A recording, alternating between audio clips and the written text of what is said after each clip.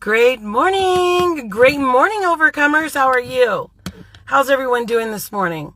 I am having an excellent day. So it's morning. So I just dropped off my daughter. She had an appointment. And I thought, you know what? I'm going to jump on here live because I'm in the birthing place. So right now I'm sitting in my car. And this is where the Overcomer Coach was birthed. And so I thought I'd share a little bit about my story and how I became the Overcomer Coach. So have you been lonely? Have you been in a challenge and you feel like you are totally alone in that challenge and that no one can see you and no one is helping you? Well, I was in a challenge. I had a challenge that I was in for over 12 years. And I decided that I wanted to overcome that challenge. So I used all the principles of God that I knew, and I utilized prayer, fasting, and working hard, doing the things that, actually walking in faith towards receiving those promises. And so this very car that I'm sitting in right now, this is the birthing place of the Overcomer Coach. And what happened was, and this is a short version, and I'll share a longer version later.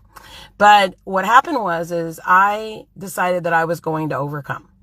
And so in deciding that I was going to overcome, I convinced my husband to let me work 2 jobs. See, God had given me a vision for my life. And any of you just tired of mediocrity? You're just tired of not having the promises of God? And God had given me a vision. And that vision actually was to come home and be with my children. And so, but the harder I tried, the further I got away from that goal. And I had received the vision at 12 years had passed and that I had received that vision and I hadn't received it and I hadn't walked in it.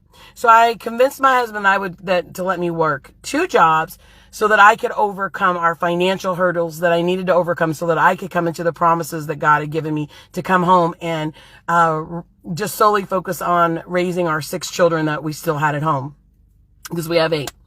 And so my husband agreed with me. And he covered me, like he covered the things at home that I needed him to cover because he works from home. And I went on a journey. It was an 18-month journey of trying to overcome. And the job that I took required me to drive anywhere between an hour and a half to 2 hours one way. Okay, depending on traffic. So I was spending anywhere between 3 to 4 plus hours praying every day in this car. This car is sacred. Let me tell you, it is anointed. So I started out praying, I started out telling God what he could do for me.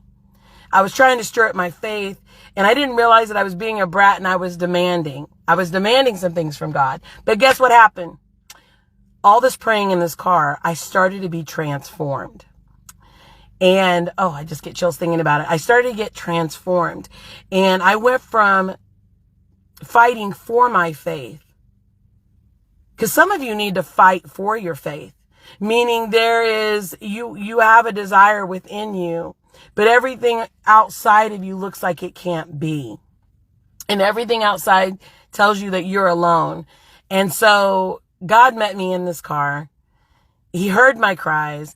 And I went from wanting something from God to wanting to give God something.